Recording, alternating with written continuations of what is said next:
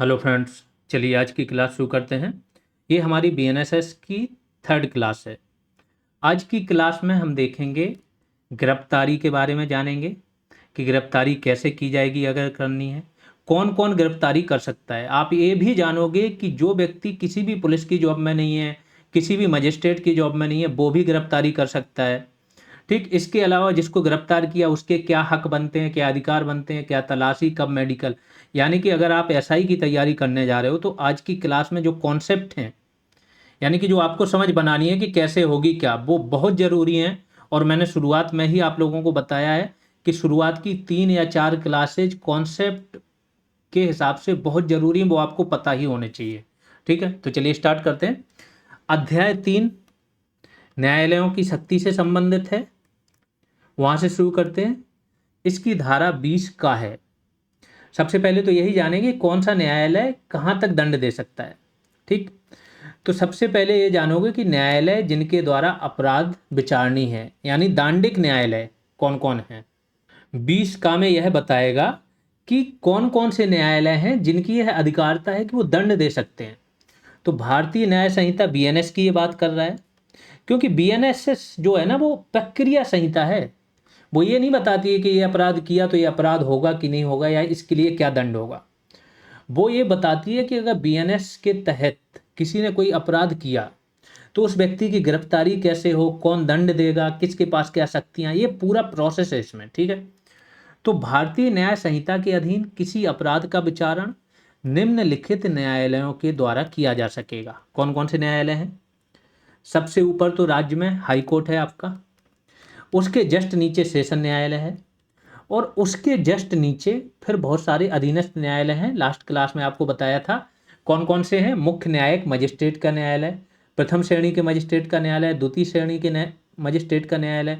अगर खंड स्तर पर चले जाओ तो वहाँ पर भी न्यायालय होते हैं। ठीक है, तो अन्य न्यायालय जिनको प्रथम अनुसूची में क्या है दर्शाया गया, जो प्रथम अनुसूची है बहुत विस्तृत है, लास्ट में आपको कराएंगे। उसमें बताया गया कि कौन सा अपराध है वो संज्ञेय होगा, कौन सा गैर जमानती होगा, कौन सा जमानती होगा, कौन सा वारंट वाला मामला है, फिर कौन से न्यायालय में कौन सी सुनवाई होगी, ये सब चीज़ें वहाँ पर दर्शाई गई।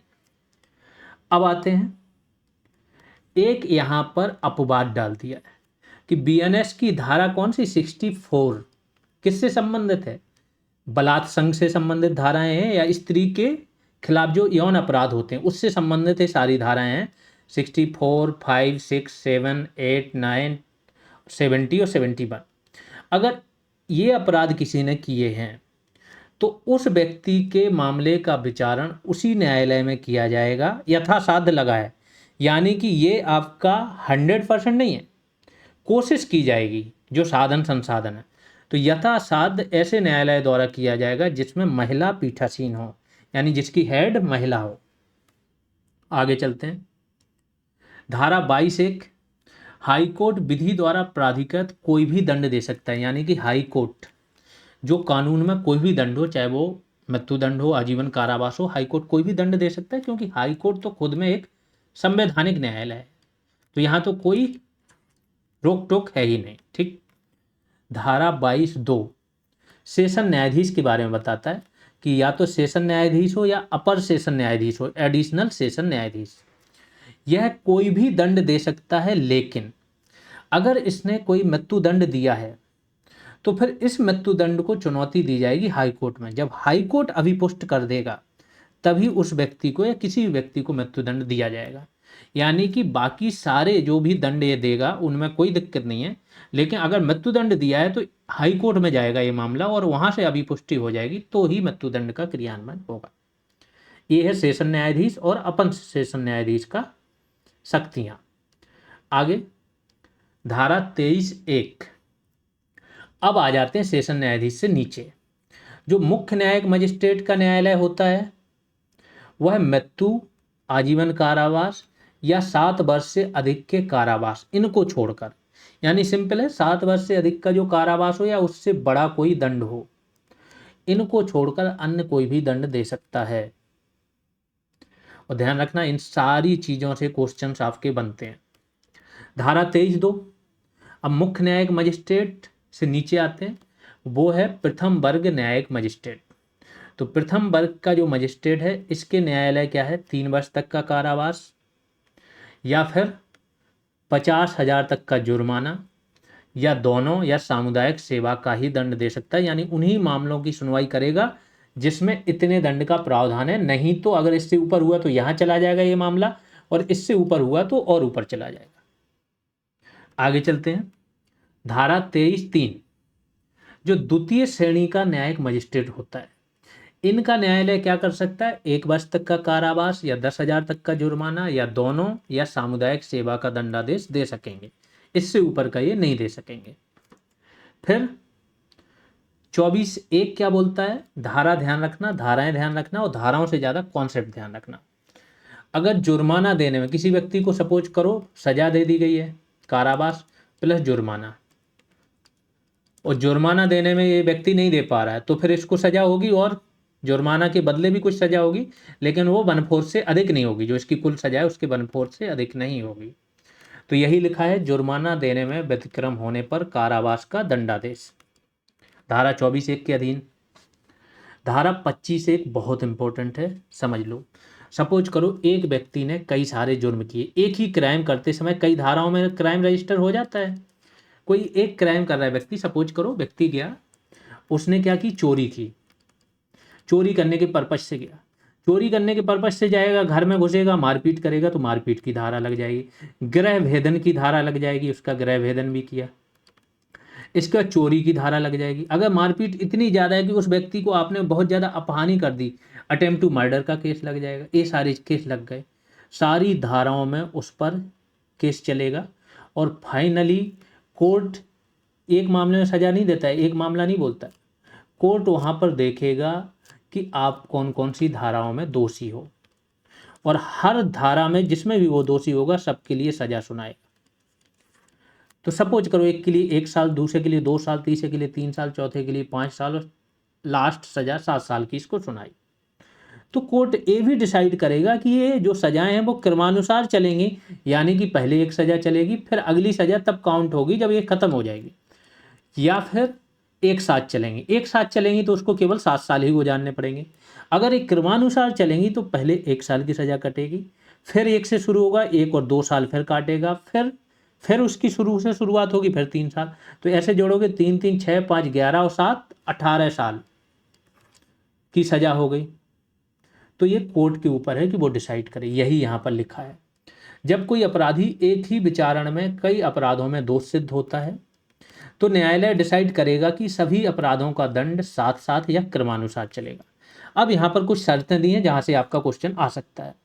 अगर यह क्रमानुसार सजा चलेगी तो यह 20 वर्ष से अधिक नहीं होगी। फिर जो न्यायालय, जिस न्यायालय में सुनवाई हो रही है मुकदमे की, उसकी अधिकारिता, आप सपोज करो जो मुख्य न्यायिक मजिस्ट्रेट है,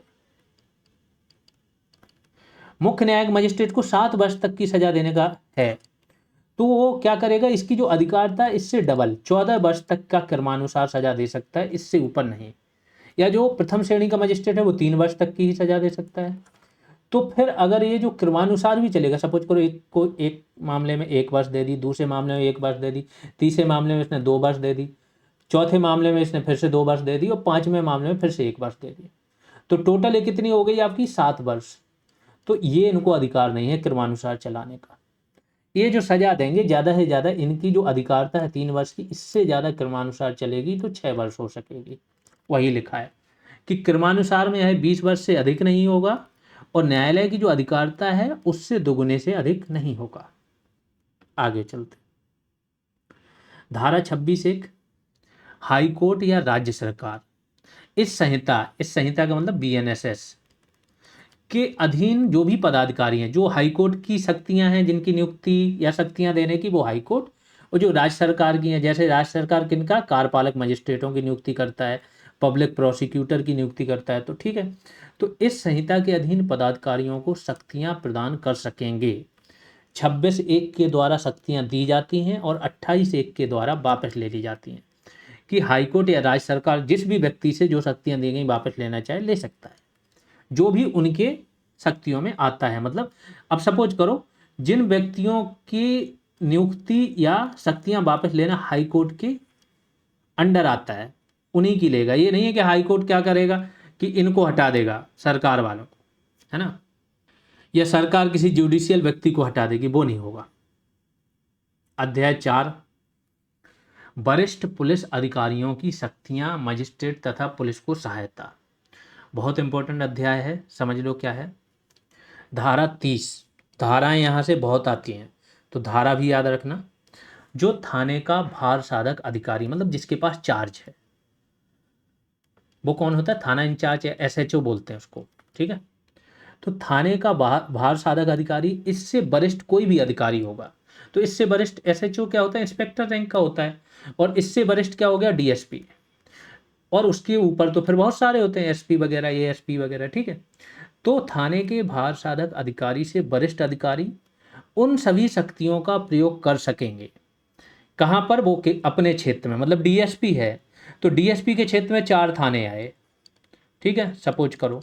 तो इन चारों थानों के क्षेत्र में वह सभी शक्तियों का प्रयोग कर सकता है जो इस थाने का जो इंचार्ज है अपने थाने क्षेत्र में करता है। वो लिखा है कि उन सभी शक्तियों का प्रयोग कर सकेंगे जो भार साधक अधिकारी अपने थाना क्षेत्र में करता है। आगे चलते हैं, धारा 31, बहुत इंपॉर्टेंट है, यहां से कई बार क्वेश्चन आया है कि ऐसे व्यक्ति, मतलब प्रत्येक व्यक्ति ऐसे मजिस्ट्रेट या पुलिस अधिकारी की सहायता करने के लिए आबद्ध है। किन किन कामों के लिए? अगर कोई पुलिस अधिकारी हो और वो किसी का पीछा कर रहा हो गिरफ्तारी के लिए, तो विधि सम्मत किसी व्यक्ति को गिरफ्तार करने, पकड़ने, भागने से रोकने के लिए अगर कोई पुलिस अधिकारी सहायता मांगता है किसी आम आदमी से, तो सहायता देने के लिए क्या है? बाध्य है। अगला, अगर कोई पुलिस अधिकारी शांति भंग का निवारण कर रहा हो, कहीं पर दंगे वगैरह हो रहे हैं, ठीक है, तो उसका निवारण कर रहा हो या शांति भंग का दमन कर रहा हो, इसके लिए वो सहायता मांगता है किसी भी आम व्यक्ति से, तो आबद्ध है, उसे सहायता देनी पड़ेगी। फिर अगला है, कोई लोक संपत्ति, देखते हो आप बसों में आग लगा देते हैं ना, ये सब चीज़ें करते हैं, तो लोक संपत्ति की क्षति के प्रयत्न के निवारण हेतु अगर कोई पुलिस अधिकारी या मजिस्ट्रेट सहायता मांग रहा है तो आम आदमी देगा उसको, ठीक। धारा 31 इससे संबंधित है। धारा 32, पुलिस अधिकारी से भिन्न, यानी ये तो पुलिस अधिकारियों की बात हो गई, लेकिन कई ऐसे पब्लिक सर्वेंट होते हैं या गवर्नमेंट के कर्मचारी होते हैं जो और काम भी करते हैं। तो पुलिस अधिकारी से भिन्न ऐसे व्यक्ति को सहायता जो वारंट का निष्पादन कर रहा हो, वारंट लेके आया हो और उसको क्या कर रहा हो? लागू कर रहा हो, उसने भी सहायता मांगी तो भी उसको देनी पड़ेगी। धारा 33(1), इसमें बोला है कि जनता को कुछ ऐसे मामले हैं जिसकी सूचना अगर किसी भी व्यक्ति के पास है तो उसे देने के लिए बाध्य है। वो ये नहीं बोल सकता है कि हम क्या करें, तुम्हारा काम है, अपना सूचना ले लो, है ना, ये नहीं है। तो धारा 33 क्या बोलती है? कुछ अपराधों की सूचना जनता द्वारा, अगर उन्हें ऐसा किए जाना, ऐसा अपराध हुआ है, उनकी आंखों के सामने हुआ है, उन्हें पता है, या कोई व्यक्ति ऐसा करने जा रहा है और उसके ऐसे आशय की उन्हें सूचना है, तो क्या करेगा व्यक्ति? अपने निकटतम मजिस्ट्रेट या पुलिस अधिकारी को देगा। अब ऐसा व्यक्ति अगर बोल देगा नहीं हमें सूचना नहीं थी, हालांकि उसको थी सूचना, तो ये उसी व्यक्ति के ऊपर है कि वो इसको सिद्ध करे कि हाँ आपको वो जानकारी नहीं थी। अब कैसे मामले? बहुत सारे मामले थे, यहाँ पर 50-60 धाराएं थी। नॉर्मली जो आपने देखी होंगी, हत्या की धारा हो गई और उससे संगीन अपराध हो गए, तो मैंने कुछ लिख दिए हैं, इतनी सारे नहीं पूछे जाएंगे। आपसे पूछा जाएगा जो गैर जमानती होते हैं, संज्ञेय अपराध होते हैं, अगर किसी व्यक्ति को सूचना है उनकी, या कोई व्यक्ति करने जा रहा है, अपराध नहीं हुआ, करने जा रहा है, उसके आशय की सूचना है, तो आपको अपने निकटतम पुलिस अधिकारी या थाने में देनी है, ठीक है। कौन सी धारा ये बोल रही? धारा 33(1). धारा 34(1) सेम है ग्राम के मामले में, कि अगर किसी गांव में किसी के पास ऐसी सूचना है या कोई अपराध है जिसकी सूचना है, तो ग्राम के मामले में ग्राम का प्रत्येक निवासी निकटतम मजिस्ट्रेट या पुलिस थाने को सूचना देने के लिए आबद्ध है। अब आते हैं अध्याय 5 पर। इसमें व्यक्तियों की गिरफ्तारी कैसे होती है, कौन करेगा क्या नहीं, ठीक है। तो धारा 35(1), कोई पुलिस अधिकारी निम्न परिस्थितियों में मजिस्ट्रेट के आदेश या वारंट के बिना गिरफ्तारी कर सकता है। तो वारंट के बिना गिरफ्तारी, मैंने कुछ चीज़ें तो आपको बताई दी थी कि वारंट के बिना गिरफ्तारी कैसे कर सकता है? अगर कोई संज्ञेय अपराध किया है किसी ने, ठीक। लेकिन उसके अलावा और किन मामलों में गिरफ्तारी कर सकता है वो यहां पर है। पहला का, जो पुलिस अधिकारी की उपस्थिति में संज्ञेय अपराध करता है। पुलिस अधिकारी वहां पर खड़ा है, उसी की उपस्थिति में आंखों के सामने अगर कोई क्या कर रहा है, संज्ञेय अपराध कर रहा है, तो पुलिस अधिकारी उसे गिरफ्तार कर सकता है बिना वारंट के। या जिसके बारे में कोई शिकायत मिली है, संदेह है या सूचना है कि उसने ऐसा संज्ञेय अपराध किया है जिसकी अवधि 7 वर्ष से कम या 7 वर्ष से अधिक हो, या ऐसे अपराध को रोकने के लिए वो जांच कर रहा हो, ठीक है, या वह व्यक्ति ऐसे अपराध के, जो अपराध हो चुका है उसका साक्ष्य नष्ट कर सकता है, तो उसको रोकने के लिए वो व्यक्ति क्या कर सकता है, बिना वारंट के पुलिस अधिकारी गिरफ्तार कर सकता है। और भी मामले हैं कि ऐसा कोई अपराध हुआ है, उसके गवाहों को धमकी देने से रोकने के लिए कर सकता है। वो व्यक्ति के बारे में ये है कि ये भाग जाएगा, न्यायालय में उपस्थित नहीं होगा, तो न्यायालय में उपस्थिति सुनिश्चित करने के लिए भी वारंट के बिना गिरफ्तारी हो सकती है। लेकिन अपराध क्या होना चाहिए, संज्ञेय और 7 वर्ष से अधिक या कम का हो। सजा कोई भी हो, कोई फर्क नहीं पड़ता। आगे चलते हैं, धारा 36। प्रत्येक, अब ये पुलिस अधिकारियों के लिए है कि जब वो गिरफ्तारी करने जाते हैं तो किन चीज़ों का ध्यान रखना है। आम लोगों के क्या क्या अधिकार हैं पुलिस के खिलाफ, एक प्रकार से बोलो तो प्रत्येक पुलिस अधिकारी गिरफ्तारी करते समय क्या करेगा, अपने नाम की सही दृश्यमान पहचान धारण करेगा जिसे आसानी से पढ़ा जा सके। तो कई बार देखते हो ना, सिविल ड्रेस में जाते हैं, उठा लेते हैं, ये अलाउड नहीं है भारतीय नागरिक सुरक्षा संहिता में। फिर गिरफ्तारी का एक ज्ञापन तैयार करेगा जो एक साक्षी द्वारा प्रमाणित हो। गिरफ्तारी का क्या है, ज्ञापन तैयार करेगा, उसमें सब कुछ लिखेगा, इस व्यक्ति को गिरफ्तार किया, क्या चार्जेस थे क्या नहीं थे, और वहीं पर जो सामने हो वो उसके हस्ताक्षर करेगा। फिर अगला, जिस व्यक्ति को गिरफ्तार किया है उसके द्वारा भी हस्ताक्षरित होना चाहिए। उसके बाद गिरफ्तार व्यक्ति को यह सूचना देगा कि उसे यह अधिकार है कि उसके किसी एक नातेदार या मित्र, जैसे भी वह बोले, को गिरफ्तारी की सूचना दी जाए। पुलिस वाला किसे, जिसे गिरफ्तार किया उसे यह सूचना देगा कि ये उसका अधिकार है कि आपके किसी नातेदार या मित्र, जिसे भी वो चाहे, उसे सूचना दी जाएगी, बताइए किसे देनी है। फिर धारा 37, राज्य सरकार प्रत्येक जिला या राज्य स्तर पर एक पुलिस नियंत्रण कक्ष की स्थापना करेगी। ये क्वेश्चन आया है कि पुलिस नियंत्रण कक्ष की स्थापना किस स्तर पर कर सकेगी, तो जिला या राज्य स्तर पर। और इसका जो हेड होता है उसमें यह भी है कि जो भी इसका संचालन करेगा वो क्या होगा, आपका SI, ASI, assistant sub inspector की रैंक से नीचे का ना हो। धारा 38, गिरफ्तार व्यक्ति पूछताछ के दौरान अपनी पसंद के अधिवक्ता से मिलने का हकदार होगा, किंतु संपूर्ण पूछताछ के दौरान नहीं। इसकी धारा भी इंपॉर्टेंट है और ये पूरा कंटेंट भी इंपॉर्टेंट है कि जिस भी व्यक्ति को गिरफ्तार किया और पूछताछ चल रही है, तो पूछताछ के दौरान भी वो क्या है, किसी भी अपनी पसंद के विधिवेत्ता यानी वकील से मिलने का हकदार है, और लेकिन संपूर्ण पूछताछ के दौरान नहीं है। धारा 39 एक देख लेते हैं। जब कोई व्यक्ति किसी पुलिस अधिकारी के सामने असंज्ञेय अपराध करता है, यानी संज्ञेय में तो तुरंत गिरफ्तार कर सकता है, लेकिन असंज्ञेय में क्या होगा, असंज्ञेय में वारंट चाहिए, गिरफ्तार नहीं कर सकते हो। लेकिन अगर ऐसा हो जाए कि असंज्ञेय अपराध इस पुलिस अधिकारी के सामने किया और पुलिस अधिकारी ने उससे पूछा कि नाम क्या है तुम्हारा, पता क्या है, और वो नाम पता नहीं बताता है या फिर गलत बताता है, और ऐसा पुलिस अधिकारी को संदेह हो जाता है, तो फिर वो इसको गिरफ्तार कर सकता है। और गिरफ्तार इसलिए करेगा कि इसका नाम और पता पहले वेरीफाई हो जाए।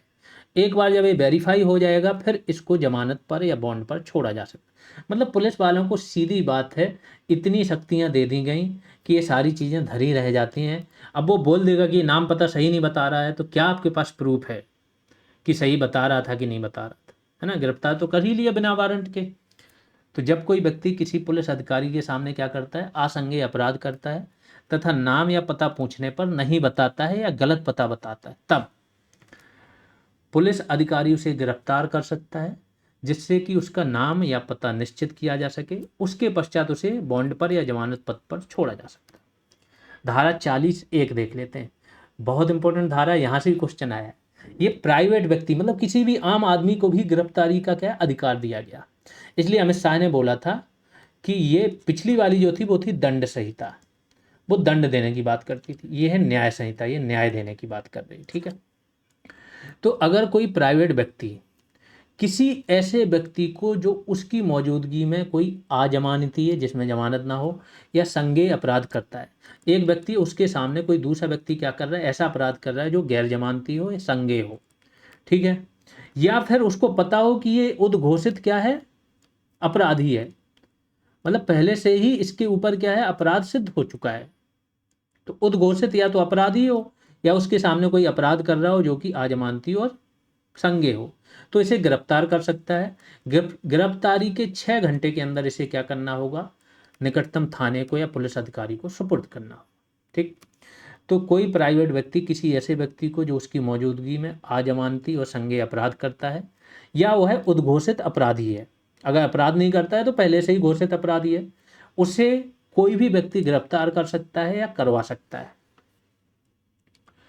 ऐसे गिरफ्तार व्यक्ति को 6 घंटे के भीतर पुलिस अधिकारी या निकटतम पुलिस थाने के अधीन कर देगा। आगे चलते हैं। धारा 41(1) किससे संबंधित है, यह है या तो कोई कार्यपालक मजिस्ट्रेट हो या न्यायिक मजिस्ट्रेट हो। अगर इनके सामने कोई अपराध हो रहा है तो यहां पर कंडीशन नहीं दी गई कि वो संज्ञेय हो कि गैर संज्ञेय हो, कोई भी अपराध इनके सामने हो रहा है और वो इनके कार्यक्षेत्र के अंदर हो रहा है, जो इनका सीमा है, क्षेत्र है, तो कार्यपालक या न्यायिक मजिस्ट्रेट की उपस्थिति में उसके कार्य क्षेत्र के भीतर कोई भी अपराध किया जाता है तो वह व्यक्ति ऐसे व्यक्ति को या तो स्वयं गिरफ्तार कर सकता है या किसी और को आदेश दे सकता है कि इसको गिरफ्तार कर लो, वो भी कर सकता है गिरफ्तार। ठीक, आगे चलते हैं। धारा 41(2) कार्यपालक या न्यायिक मजिस्ट्रेट अपने क्षेत्र के अंदर ऐसे व्यक्ति को गिरफ्तार कर सकता है जिसकी गिरफ्तारी हेतु वारंट जारी करने की शक्ति उसी के पास हो। ठीक है, उसका एरिया है, उसका कार्य क्षेत्र है। अब कोई क्राइम सपोज करो उसकी आंखों के सामने नहीं भी हो रहा है तो भी वह क्या करेगा, गिरफ्तार कर सकता है या करवा सकता है, अगर उसके पास ऐसी शक्ति है कि उसके खिलाफ वह वारंट जारी करने की शक्ति रखता है। आगे चलते हैं। धारा 42(1) ये क्या बोल रहा है, इसमें ये सारी शक्तियां तो दी गई हैं किसको, मजिस्ट्रेटों को, पुलिस अधिकारियों को, लेकिन केंद्र ने अपने बल जो है, केंद्र के खुद के सशस्त्र बल, उनको यहाँ सुरक्षा दे दी कि अगर संघ के सशस्त्र बल हैं वह अपने कर्तव्यों के निर्वहन के लिए कोई काम कर रहे हैं, अब वो काम किया, पता चले कोई पुलिस अधिकारी के सामने कर लिया, नहीं भी किया तो भी पुलिस वाले तो क्या करते हैं, जलते हैं फोर्स से। अब पुलिस अधिकारी इसको गिरफ्तार करके ले गया, कोई सशस्त्र बल का सदस्य है, इसने हमारे सामने इसको मारा पीटा या गोली चलाई कुछ भी, बट ये तो केंद्र का काम कर रहे थे ना, देश की सुरक्षा, तो इनको सुरक्षा दे रही कि इनकी तब तक गिरफ्तारी नहीं कर सकते हो जब तक केंद्र सरकार से सहमति ना ले ली हो। ठीक है, तो संघ के सशस्त्र बलों द्वारा अपने कर्तव्यों के निर्वहन हेतु किए गए किसी कार्य हेतु तब तक गिरफ्तार नहीं किए जाएंगे जब तक केंद्र सरकार की सहमति ना हो। किस किस धारा के अधीन, 35, 39, 40, 41। आगे देख लो, ऐसा राज्यों को भी शक्ति दे दी है कि राज्य सरकार भी इसी प्रकार की अधिसूचना अपने बलों को सुरक्षा देने के लिए जारी कर सकती है। ठीक, धारा 42(2). धारा 43(1) इसमें है कि गिरफ्तारी किसी व्यक्ति की कैसे की जाएगी। पुलिस गिरफ्तार करने जाती है, एक को गिरफ्तार करने गई, या तो ये तुरंत ही गिरफ्तारी दे देगा या फिर क्या करेगा, प्रतिरोध करेगा। अगर ये प्रतिरोध कर रहा है, वो भी बल के द्वारा प्रतिरोध कर रहा है, तो फिर पुलिस को भी पूरे अधिकार दे दिए गए कि पुलिस जैसे जो साधन उचित समझे वो यूज कर सकती है। तो गिरफ्तारी करने के लिए अगर कोई पुरुष की गिरफ्तारी हो रही है तो उसको छू कर, उसके बॉडी को छू करके कब्जे में लेके उसको गिरफ्तार किया जा सकता है। लेकिन अगर किसी महिला को गिरफ्तार करने जा रहे हैं तो पहले उस महिला से बोला जाएगा कि समर्पण कर दो, समर्पण नहीं करती है तो फिर उसको केवल महिला पुलिस अधिकारी ही छू के गिरफ्तार करेगी, पुरुष नहीं छू सकते हैं, ये महिलाओं को अधिकार है। ठीक है, आगे चलते हैं। धारा 43(2) इसमें क्या बोला है कि अगर कोई गिरफ्तार होने वाला व्यक्ति बलात् प्रतिरोध करता है, बलात् मतलब बल का यूज करके प्रतिरोध करता है, विरोध करता है, तो आवश्यक गिरफ्तारी हेतु सभी साधनों का प्रयोग किया जाएगा। समझे, तो गिरफ्तारी हेतु क्या है, आवश्यक सभी साधनों का प्रयोग किया जाएगा। यहां पर एक आगे चल के अपवाद है, अभी बताएंगे कि उसकी मृत्यु कारित करे तभी कर सकते हो जब वो है आजीवन कारावास। उसका जो जुर्म है उसमें या तो आजीवन कारावास की सजा है या फिर मृत्युदंड है, तभी इसकी जो बल प्रयोग है इतना कर सकते हो कि अगर मृत्यु भी कारित हो जाए तो दिक्कत नहीं है। ठीक। धारा 43(3), अगर किसी अपराधी को आप न्यायालय में पेश कर रहे हो तो पेश करते समय उसे हथकड़ी लगा सकते हो, लेकिन सबको नहीं। किस किस को है? या तो वो आदतन अपराधी है, या भगोड़ा रहा है, पहले भागा हुआ है, संगठित अपराध किया है, नारकोटिक्स वाले अपराध किया है, मुद्रा जो जाली मुद्रा हो, तो बहुत सारे अपराध थे यहाँ पर भी। यानी कि जो संगीन गैर जमानती अपराध हैं अगर वो किया है तो उसे क्या है, हथकड़ी लगा के पेश कर सकते हो। 43(3), तो हथकड़ी वाली धारा ऐसे पूछा जा सकता है कि हथकड़ी वाली लगाने वाली धारा कौन सी है, पता होना चाहिए। धारा 43(4),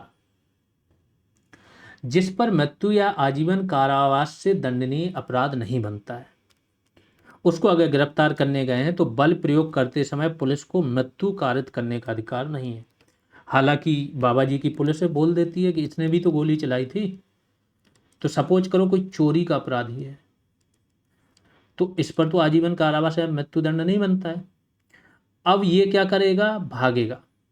इसको पुलिस पकड़ने पहुंची, हो सकता है आसानी से ही पकड़ में आ रहा हो, लेकिन इसको गोली मार दी जाएगी और क्या बोल दिया जाएगा कि इसने पहले हमला किया। तो अभी तक तो इसका क्राइम क्या था, आजीवन कारावास वाला नहीं था, लेकिन जब इस पर ये भी आरोप लगा दिया जाएगा इसने भी गोली चलाई, तो फिर इसका क्राइम पुलिस पर हमले का हो गया, है ना, गोली चलाने का हो गया।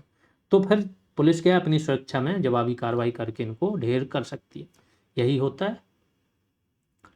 आगे चलते हैं, धारा 43(5), ये क्या है, महिलाओं की बात हो रही है। असाधारण परिस्थितियों के सिवाय कोई महिला सूर्यास्त के पश्चात और सूर्योदय के पूर्व यानी कि रात में गिरफ्तार नहीं की जाएगी जब तक कि असाधारण परिस्थितियां ना बन जाए। फिर असाधारण परिस्थितियां अगर बन भी गई तो क्या होगा, मजिस्ट्रेट जो है आपका प्रथम श्रेणी का मजिस्ट्रेट, इसकी अनुमति लेनी होगी और अनुमति के बाद केवल महिला पुलिस अधिकारी ही इसे गिरफ्तार करेगी रात के समय। आगे चलते हैं, धारा 44(1), उस स्थान की तलाशी लेना जिसमें ऐसा व्यक्ति प्रविष्ट हुआ है जिसकी गिरफ्तारी की जानी। सपोज करो कोई व्यक्ति है जिसके पीछे पुलिस भाग रही है और वो व्यक्ति भागते भागते किसी घर में घुस गया, तो फिर धारा 44(1) के तहत पुलिस को ऐसा अधिकार है कि वो उस घर की तलाशी ले जहां पर वो अपराधी घुसा है। धारा 45, पुलिस अधिकारी ऐसे व्यक्ति का वारंट के बिना भारत में कहीं पर भी पीछा कर सकता है जिसको गिरफ्तार करने के लिए वह अधिकृत है। यानी किसी व्यक्ति ने कोई क्राइम किया, उसको गिरफ्तार करने के लिए पुलिस अधिकारी अधिकृत है, लेकिन उसके पास वारंट नहीं है, तो वो वारंट के बिना उसका देश में कहीं पर भी पीछा कर सकता है, किसी भी राज्य में। धारा 45 है। धारा 47(1) देख लेते हैं, वारंट के बिना गिरफ्तार किए गए व्यक्ति को गिरफ्तारी के आधारों तथा उसके जमानत के अधिकार के बारे में सूचना दी जाएगी। ये बाध्यकारी है कि किसी भी व्यक्ति को अगर आपने वारंट के बिना गिरफ्तार किया, अगर वारंट के साथ गिरफ्तार किया तो आपके पास वारंट में लिखा होता है कि क्या अपराध बनता है, क्यों गिरफ्तार किया जाए। अगर वारंट के बिना गिरफ्तार किया तो क्या होगा, गिरफ्तारी के आधारों तथा उसके जमानत के अधिकार के बारे में सूचना दी जाएगी। धारा 48(1), गिरफ्तार किए गए व्यक्ति के नातेदार या मित्र को गिरफ्तारी, एक तो ये सूचना दी जाएगी कि इस व्यक्ति को गिरफ्तार कर लिया गया और कहाँ रखा गया उसको, इसकी भी सूचना दी जाएगी। ये बाध्यकारी है धारा 48(1) के तहत। और ये कौन सा व्यक्ति होगा, नातेदार या मित्र, जिस व्यक्ति के बारे में ये गिरफ्तार व्यक्ति बोलेगा कि इसको सूचना दे दो। फिर धारा 49(1), किसी भी गिरफ्तार व्यक्ति की तलाशी लेने का अधिकार है पुलिस को, और उसने जो वस्त्र पहने हैं या पहनने वाले जो वस्त्र हैं उसके पास, उनको छोड़कर अन्य सभी वस्तुओं को पुलिस अपनी अभिरक्षा में जमा कर लेगी और जो भी वस्तुएं पुलिस ने अपनी जमा की हैं उनकी रसीद गिरफ्तार व्यक्ति को दे देगी। ठीक है, 49(1). फिर धारा 51(1), गिरफ्तार व्यक्ति, जो व्यक्ति को गिरफ्तार किया, अगर उसने कोई ऐसा क्राइम किया कि उसके शरीर से या उसके मेडिकल से कोई साक्ष्य मिल सकता है, सपोज को डीएनए के साक्ष्य, लार के साक्ष्य, खून के साक्ष्य, बहुत सारे साक्ष्य होते हैं, ठीक है, तो उसका तुरंत सबूतों के लिए उसका तुरंत मेडिकल होगा धारा 51(1) के तहत कि गिरफ्तार व्यक्ति का साक्ष्य इकट्ठा करने हेतु मेडिकल परीक्षण उपनिरीक्षक या वरिष्ठ अधिकारियों के अनुरोध पर होगा। मतलब कम से कम जो उपनिरीक्षक सब इंस्पेक्टर रैंक का कोई अधिकारी हो वो अनुरोध करे या उसके ऊपर का अधिकारी, तो उसका मेडिकल परीक्षण होगा धारा 51(1). और ये मेडिकल परीक्षण किस पर्पज से हो रहा है? साक्ष्य इकट्ठा करने। धारा 51(2) महिला का परीक्षण रजिस्ट्रीकृत महिला चिकित्सक द्वारा होगा। हर राज्य के राज्य सरकार के अपने कुछ रजिस्ट्रीकृत चिकित्सक होते हैं, वहीं परीक्षण होता है, अस्पताल भी होते हैं। ठीक है। धारा 52 एक इम्पोर्टेंट है। इसमें क्या है, अगर कोई बलात्संग का अपराधी है उस व्यक्ति की चिकित्सा व्यवसायी द्वारा परीक्षा होगी धारा 52(1) के तहत। धारा 53(1) गिरफ्तार व्यक्ति कोई है, अब इसका स्वास्थ्य परीक्षण, अभी तक सब क्या हो रहा है, साक्ष्य इकट्ठा करने के लिए हो रहा था, ये वाला परीक्षण इसका स्वास्थ्य होगा कि गिरफ्तार व्यक्ति की चिकित्सा अधिकारी द्वारा परीक्षा, उसके स्वास्थ्य की, उसको क्षति या हिंसा के चिन्ह हो उसके ऊपर, उसकी बात। फिर धारा 54 गिरफ्तार व्यक्ति की शिनाख्त करवाना। शिनाख्त कैसे होगी? न्यायालय के आदेश पर होगी, लेकिन अगर जिस व्यक्ति को शिनाख्त करनी है, जिसने देखा है उसको क्राइम करते हुए, वही तो शिनाख्त करेगा, हाँ ये व्यक्ति वही है। ठीक है, तो यदि शिनाख्त करने वाला व्यक्ति क्या है, मानसिक या शारीरिक रूप से निशक्त है, तो फिर ऐसी जो प्रक्रिया है ना वो मजिस्ट्रेट के पर्यवेक्षण में होगी। ये वाली प्रक्रिया नॉर्मली क्या है, न्यायालय के आदेश पर ही हो जाएगी, पुलिस वालों के सामने हो जाती। लेकिन अगर कोई व्यक्ति मानसिक या शारीरिक रूप से निशक्त है तो फिर मजिस्ट्रेट के पर्यवेक्षण में होगी। वो देखेगा कि हाँ व्यक्ति सही से पहचान रहा है कि नहीं। ठीक है, यहाँ पर आपकी आज की क्लास समाप्त होती है। 3 क्लासेज हो चुकी हैं आपकी। शुरुआत की 4 या 5 क्लास बहुत अच्छे से एक एक पॉइंट पढ़ लेना। जल्दी हम BNSS समाप्त करेंगे। ये बैचेज की जानकारी है। फॉरेस्ट गार्ड का बैच चल रहा है, जूनियर असिस्टेंट 3284 का बैच भी चल रहा है, और UPSI का बैच भी चल रहा है। आप सभी जो भी आपके टच में है जिसको ये तैयारी करनी है बिल्कुल शेयर करें। अभी के लिए इतना ही, धन्यवाद।